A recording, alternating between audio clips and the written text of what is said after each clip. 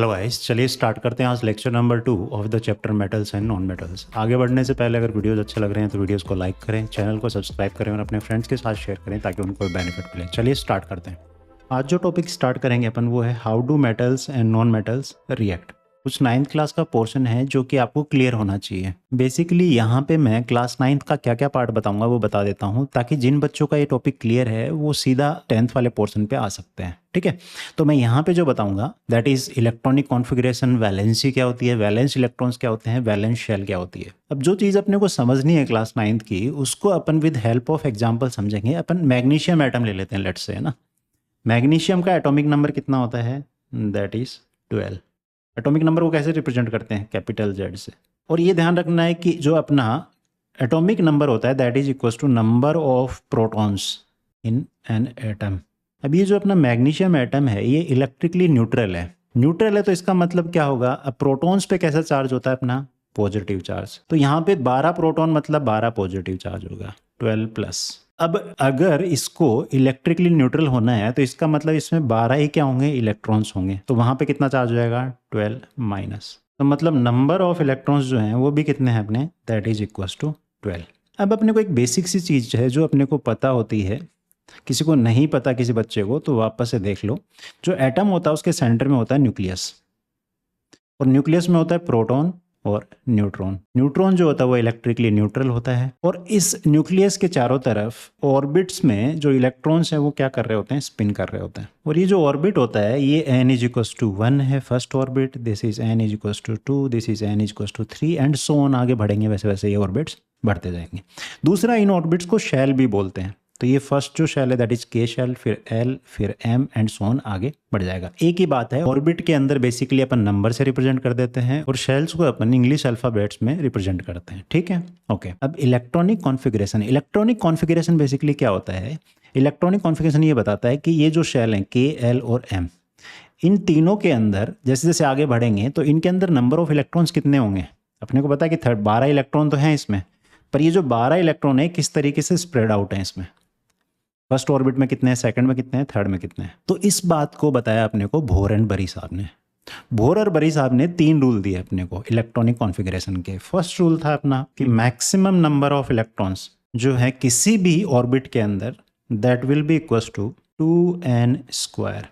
और यहाँ पे जो n है दिस इज ऑर्बिट नंबर। मतलब क्या है, अगर मैं के शेल की बात करूं तो वहाँ ऑर्बिट नंबर है 1, तो के अंदर मैक्सिमम इलेक्ट्रॉन्स कितने आ सकते हैं, n की वैल्यू 1 डालेंगे तो 2 into 1 square that is equal to 2। तो फर्स्ट शेल के अंदर अपने मैक्सिमम 2 इलेक्ट्रॉन्स आ सकते हैं। ठीक है, अब सेकंड के अंदर बात करें तो सेकंड एल है, एल शेल है, उसका ऑर्बिट नंबर है 2, तो यहाँ पे 2 into 2 square that is 8 and so on अपन भर देंगे। ठीक है, दूसरा उन्होंने सेकंड जो रूल था वो ये बताया कि जो आउटर मोस्ट है अपनी आउटर मोस्ट ऑर्बिट होता है किसी भी एटम का, उसके अंदर मैक्सिमम 8 इलेक्ट्रॉन्स आ सकते हैं। ठीक, और तीसरा उन्होंने बोला कि आपको जो ऑर्बिट्स हैं स्टेप वाइज आपको फिल करने पड़ेंगे, स्टेप वाइज फिल करना है आपको ऑर्बिट्स को। मतलब क्या है, सबसे पहले आपको के शेल भरनी पड़ेगी, मतलब फर्स्ट ऑर्बिट आपको कंप्लीटली फिल करना पड़ेगा, उसके बाद ही इलेक्ट्रॉन्स को आप अगली शेल में डाल सकते हो। उसके बाद कौन सी आएगी, एल, एल के बाद आएगी एम। क्लियर है ना बात। चलिए अब अपन मैग्नीशियम का इलेक्ट्रॉनिक कॉन्फ़िगरेशन लिख लेते हैं। इलेक्ट्रॉनिक कॉन्फ़िगरेशन का मतलब क्या है, ये जो 12 इलेक्ट्रॉन है इसके अंदर वो कितने कितने इलेक्ट्रॉन्स कौन सी शेल के अंदर आएंगे। तो 12 हैं तो सबसे पहले अपन ने देखा फर्स्ट शेल में आते हैं 2। ठीक है, उसके बाद सेकंड में कितने आएंगे वो होता है अपन ने देख लिया, एल में होते हैं 8। उसके बाद थर्ड की बात करें तो थर्ड के अंदर कितने आ सकते हैं, M is equal to 2 into 3 square that is 18।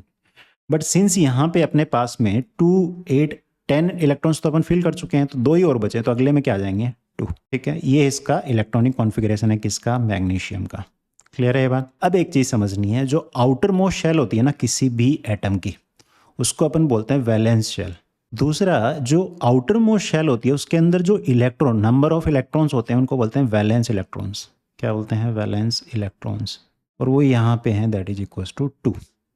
यहाँ पे वैलेंस शेल कौन सी है, के, एल, एम, तो वैलेंस शेल है यहाँ पे एम शेल। क्लियर है ना बात। अब एक चीज़ और पता होनी चाहिए, क्लास 9th में अपन ने पढ़ा था कि अगर आउटर मोस्ट शेल में किसी भी एटम के अगर 8 इलेक्ट्रॉन्स हैं या फिर उसकी आउटर मोस्ट शेल जो है वो कंप्लीटली फिल्ड है, तो वो जो एलिमेंट होगा वो केमिकली स्टेबल होगा या केमिकली अनरिएक्टिव होगा, वो ये बोल सकते हैं अपन। तो जितनी भी अपनी नोबल गैसेज होते हैं वहाँ पे आउटर मोस्ट शेल उनकी कंप्लीट होती है, या फिर वहाँ पे आउटर मोस्ट शेल में 8 इलेक्ट्रॉन्स रहते हैं। मैं कंप्लीट होने का क्यों बोल रहा हूँ, क्योंकि जब अपन हीलियम की बात करते हैं ना, तो हीलियम का एटॉमिक नंबर होता है 2। तो एटॉमिक नंबर 2 है, तो यहाँ पे क्या है electronic configuration, that is 2। First shell के अंदर 2 आ गए, कंप्लीट है ना ये, इसके आउटर मोस्ट फर्स्ट शेल ये है। तो वही मैंने बोला कि आउटर मोस्ट शेल कंप्लीट हो या फिर आउटर मोस्ट में 8 इलेक्ट्रॉन्स हो, दोनों केसेस के अंदर अपना जो एटम होगा वो स्टेबल होगा। तो ये जो पार्ट था अपना, ये क्लास 9th का पार्ट था जो कि अभी क्लास 10th में काम आएगा। अब अपन स्टार्ट करते हैं क्लास 10th का पार्ट। तो पहली बात तो ये है कि आपको 1 से लेके 20 तक जो एलिमेंट्स हैं उनके एटॉमिक नंबर आपको याद होने चाहिए। अब अपन स्टार्ट करते हैं नोबल गैसेस। नोबल गैसेस कौन सी होती हैं? Helium, neon, argon. मैंने क्या बोला था, नोबल गैसेस में आउटर मोस्ट शेल या आउटर मोस्ट शेल में 8 इलेक्ट्रॉन्स होते हैं, तो वो क्या होती हैं? केमिकली अनरिएक्टिव होती हैं। क्लियर है बात? तो यहाँ पे अपन हीलियम में एटॉमिक नंबर 2 है, आउटर मोस्ट शेल K है इसका, और ये कंप्लीटली फिल्ड है। ठीक है, इसी तरीके से नियोन का एटॉमिक नंबर है 10, इसकी जो आउटर मोस्ट शेल है उसके अंदर इलेक्ट्रॉन्स हैं 8। नेक्स्ट अपने पास आर्गन। आर्गन का एटॉमिक नंबर होता है 18, और इसका आउटर मोस्ट शेल में देखो कितने इलेक्ट्रॉन्स हैं, 8 हैं। तो मतलब ये जो अपनी गैसेज हैं, ये एलिमेंट्स हैं, ये क्या हैं? स्टेबल हैं, या तीनों केमिकली अनरिएक्टिव हैं। एक ही बात है, सिंस ये तीनों गैसेस जो हैं केमिकली अनरिएक्टिव हैं, इसलिए इनको अपन क्या बोलते हैं? Noble gases. अब चाहे एटम्स हो चाहे इंसान हो, दोनों को अपनी ज़िंदगी में चाहिए स्टेबिलिटी। अब एटम्स को स्टेबल होने के लिए उनको क्या करना पड़ेगा? या तो उनको outermost shell completely fill करनी पड़ेगी, या फिर आउटर मोस्ट शेल के अंदर 8 इलेक्ट्रॉन्स लाने पड़ेंगे। तो यहाँ पे अपन ने वही बोला, it means reactivity of elements is a tendency to attain a completely filled valence shell, that is noble gases configuration. मतलब वो नोबल गैसेस की तरह होना चाहेंगे। अब बात कर लेते हैं मेटल्स। अब मेटल्स में पहला है सोडियम। सोडियम का एटॉमिक नंबर है 11, तो इसका इलेक्ट्रॉनिक कॉन्फ़िगरेशन होगा 2,8,1। तो आउटर मोस्ट शेल के अंदर देखो 1 इलेक्ट्रॉन है इसके। अब यहाँ पे इसको केमिकली स्टेबल होने के लिए क्या करना है? या तो इस शेल के अंदर वो 7 इलेक्ट्रॉन्स अपने पास ले आए, या फिर ये 1 इलेक्ट्रॉन को बाहर निकाल दें। तो यहाँ पे इसके लिए इजी कौन सा होगा? इजी होगा 1 इलेक्ट्रॉन को निकालना, या साइंटिफिक लैंग्वेज में बात करें तो यहाँ पे 1 इलेक्ट्रॉन को बाहर निकालने में जो एनर्जी लगेगी वो कम होगी इन कंपेरिजन टू ये 7 इलेक्ट्रॉन्स को लाने के। तो यहाँ पे क्या होगा? इलेक्ट्रॉन लूज करेगा। अब 1 इलेक्ट्रॉन निकलने का मतलब है कि जो नंबर ऑफ अपने इलेक्ट्रॉन्स थे सोडियम के अंदर, वो अब 11 के बजाय 10 ही रह गए हैं। 11 प्रोटॉन है अपने पास, प्लस चार्ज है, और 10 नेगेटिव चार्ज है। तो नेट अपने पास कितना चार्ज आएगा? 1 पॉजिटिव चार्ज आ जाएगा ना। तो यहाँ पे ये बन जाएगा Na+। इसी तरीके से मैग्नीशियम में बात करें तो मैग्नीशियम का एटॉमिक नंबर है 12, तो यहाँ जो इलेक्ट्रॉनिक कॉन्फ़िगरेशन होगा 2,8,2। तो यहाँ पे या तो ये क्या करे? स्टेबल होना है इसको, तो स्टेबल होने के लिए क्या करे?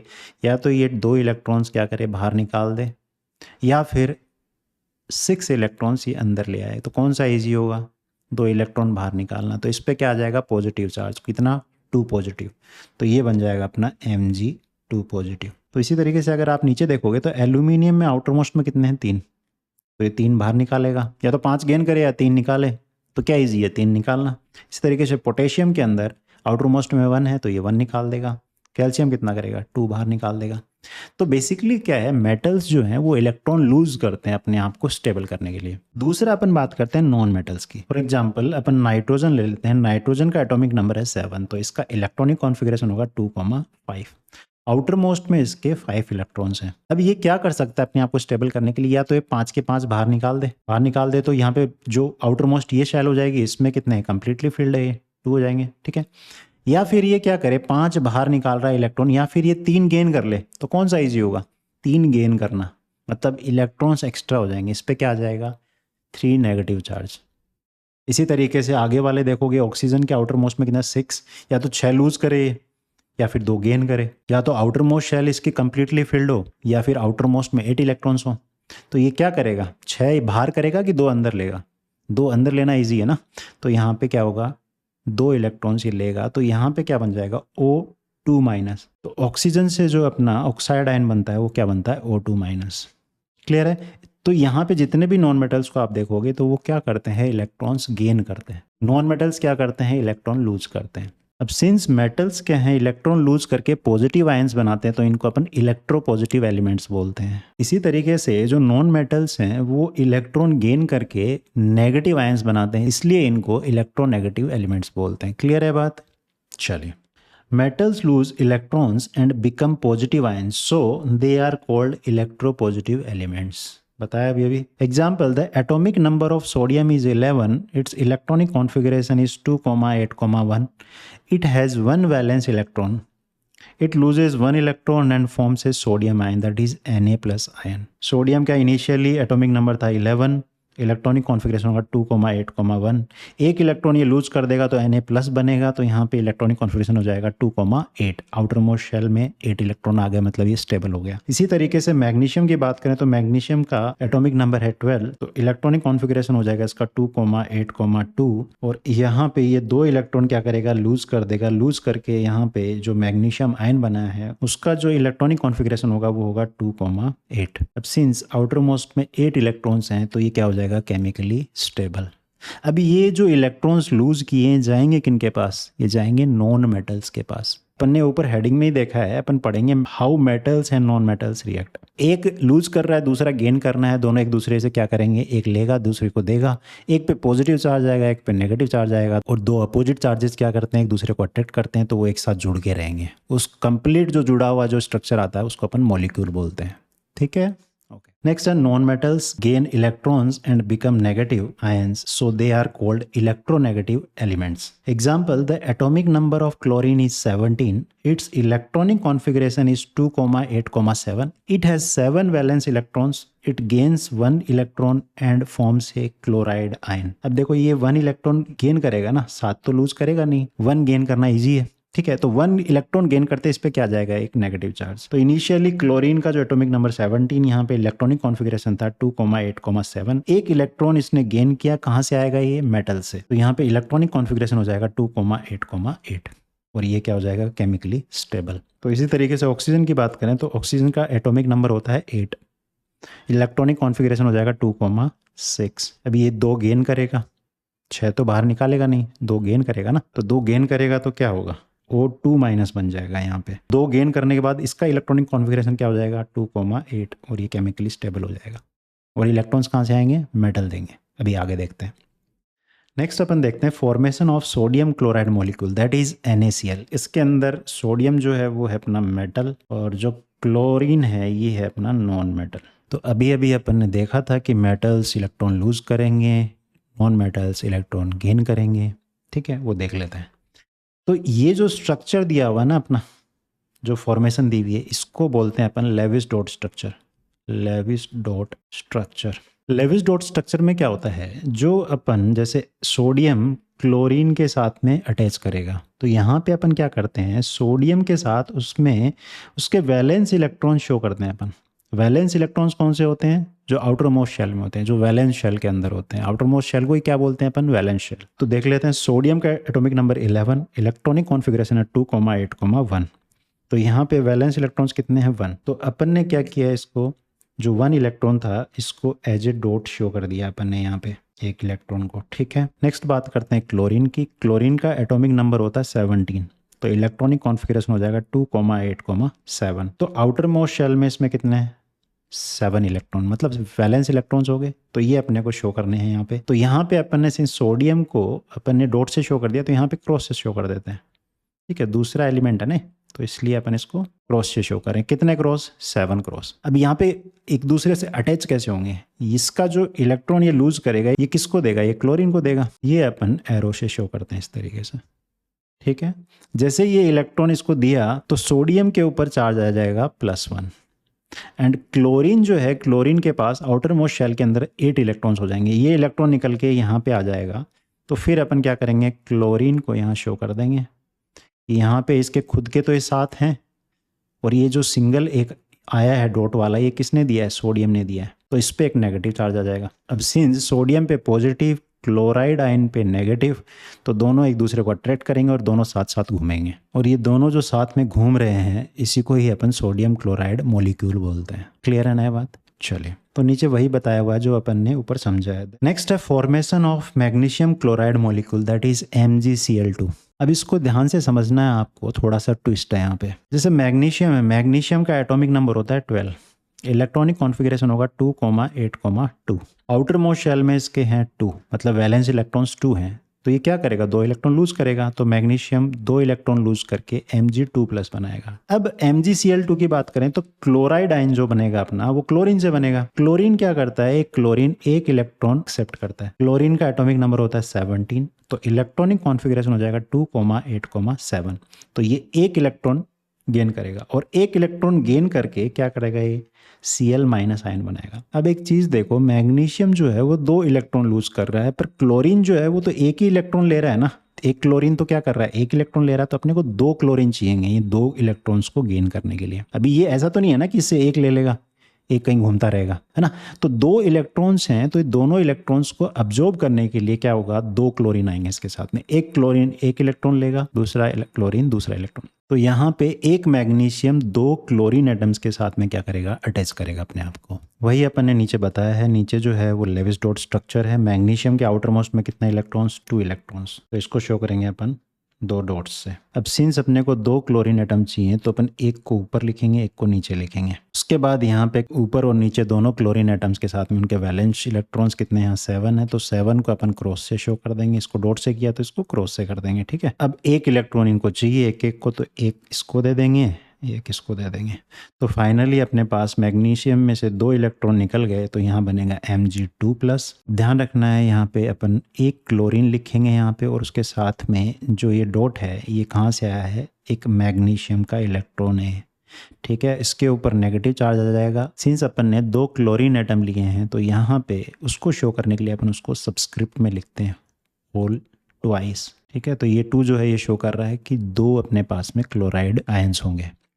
नेक्स्ट है आयोनिक कंपाउंड्स और इलेक्ट्रोवैलेंट कंपाउंड्स। आयोनिक कंपाउंड्स को ही अपन बेसिकली क्या बोलते हैं, इलेक्ट्रोवैलेंट कंपाउंड्स बोलते हैं। अब आयोनिक कंपाउंड्स और इलेक्ट्रोवैलेंट कंपाउंड्स कौन से होते हैं, अभी अभी अपन ने देखा था जब मेटल नॉन मेटल के साथ रिएक्ट करता है तो वहाँ पे ट्रांसफर ऑफ इलेक्ट्रॉन होता है। मेटल जो है वो इलेक्ट्रॉन देता है, नॉन मेटल इलेक्ट्रॉन्स एक्सेप्ट करता है। तो जहाँ भी ऐसा कंपाउंड बनता है उसको अपन बोलते हैं आयोनिक कंपाउंड। तो वही बोला है, ionic compounds are compounds formed by the transfer of electrons from a metal to non metal. Properties of ionic compound, तो पहली प्रॉपर्टी तो यही है, they are formed by the transfer of electrons and are made up of ions. Ions के बने, जैसे अभी बात की NaCl है, तो क्या बना Na+Cl-। तो ये दोनों एक दूसरे से जुड़े क्यों हैं, एक दूसरे के साथ क्यों घूम रहे हैं, क्योंकि दोनों पे अपोजिट चार्ज है। तो आयनिक कंपाउंड जो है वो आयन से बने होते हैं। सेकंड है, दे आर क्रिस्टलाइन सॉलिड। इसका रीजन क्या है, because of the strong force of attraction between the positive and negative ions, these compounds are generally brittle and break into pieces when pressure is applied. तो ध्यान रखना है, जो अपने ionic compounds होते हैं वो क्रिस्टलाइन सॉलिड होते हैं। क्रिस्टलाइन सॉलिड मतलब अगर उनको आप तोड़ोगे तो वो छोटे छोटे टुकड़ों में टूट जाएंगे। जैसे ग्लास होता है ना, ग्लास पे अगर पत्थर मारा तो एक जगह पे से नहीं टूटता, वो पूरा क्रैक कर जाता है। उसी चीज़ को अपन ब्रिटलनेस बोलते हैं।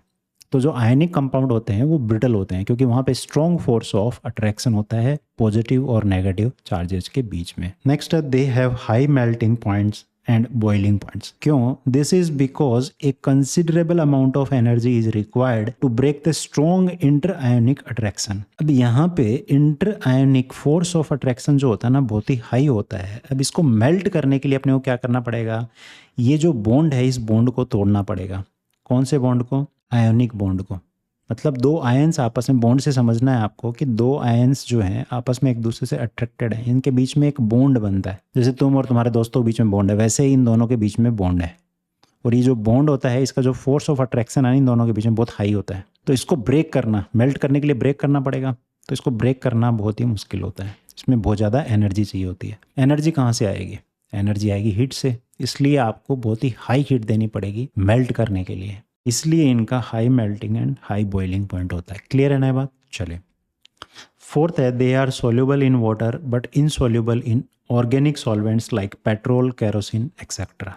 अब जो आयोनिक कंपाउंड होते हैं ना वो वाटर में सोल्यूबल होते हैं। अब ये क्यों सोल्यूबल होते हैं, ये आउट ऑफ सिलेबस है आपके, तो आपको सिर्फ ध्यान रखना है कि वाटर के अंदर सोल्यूबल होते हैं, बट ऑर्गेनिक जो सॉल्वेंट होते हैं लाइक पेट्रोल, केरोसिन, इन सब में ये इनसोल्यूबल होते हैं।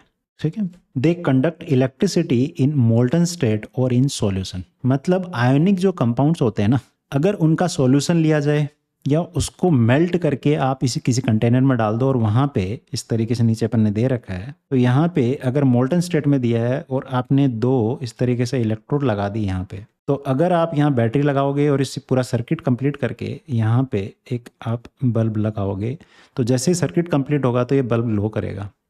बट अगर ये वाला जो नीचे अपना आयोनिक कंपाउंड है, ये अगर सॉलिड स्टेट में है ना, तो यहाँ इलेक्ट्रिसिटी कंडक्ट नहीं करेगा। क्यों? Because A solution of ionic compound in water contains ion which moves to the opposite electrodes when electricity is passed through the solution.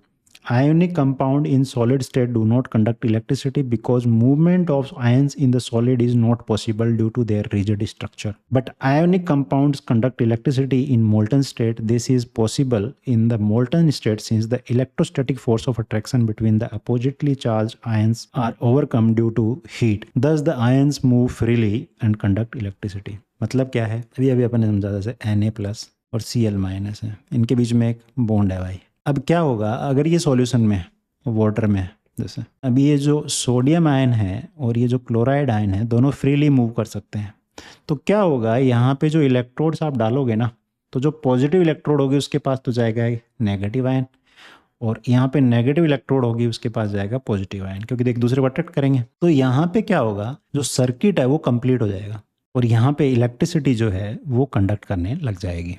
Clear है? वही सेम चीज़ क्या होगी जब सोडियम क्लोराइड मोल्टन स्टेट में होगा। मोल्टन स्टेट में भी क्या होगा, यहाँ पे सोडियम और क्लोरीन का जो बॉन्ड है ना वो वीक पड़ जाएगा।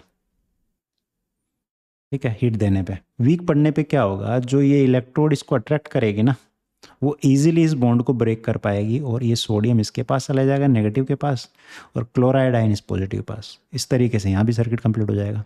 बट अगर ये सॉलिड स्टेट में है, सोडियम क्लोराइड अगर सॉलिड स्टेट में है, तो वहाँ पे इनके बीच का जो फोर्स ऑफ अट्रैक्शन है वो इतना हाई होता है कि ये फ्रीली मूव नहीं कर पाएंगे, तो यहाँ पे सर्किट कंप्लीट नहीं होगा और यहाँ इलेक्ट्रिसिटी कंडक्ट नहीं करेगा ये। चलिए नेक्स्ट अपन ने क्वेश्चन लिया है जो कि 2025 में पूछा गया था।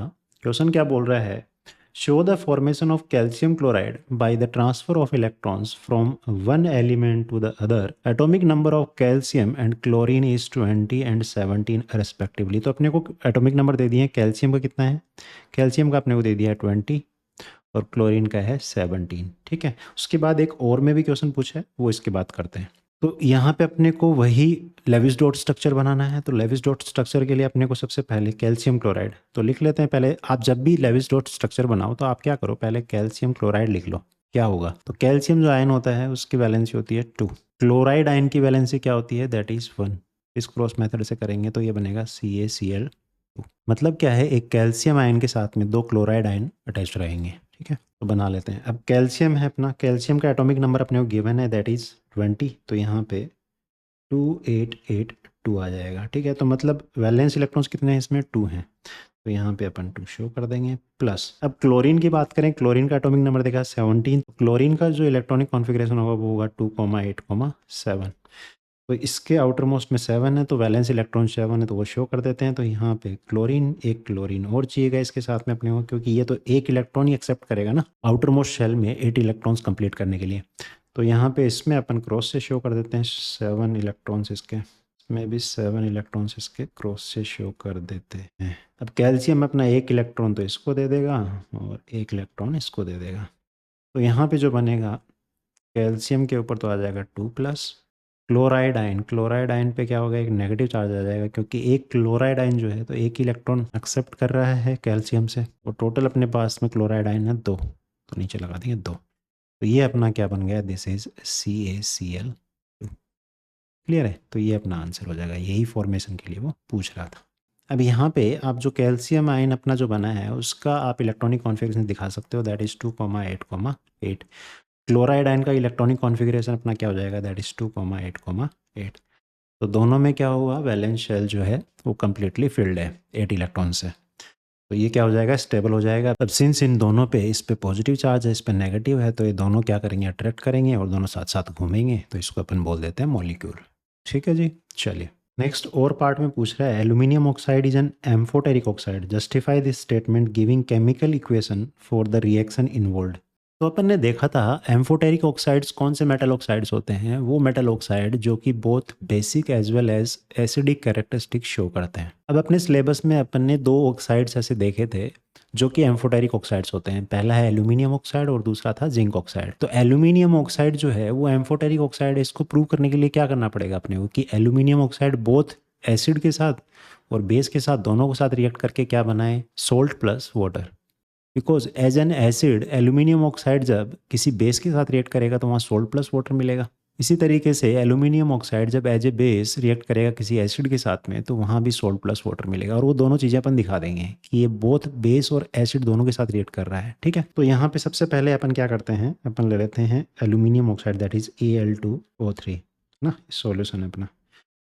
प्लस यहाँ पे अपन बोल रहे हैं कि एज ए बेस बिहेव कर रहा है, तो एक एसिड ले लेते हैं अपन HCl, उसके साथ रिएक्ट करवा देते हैं।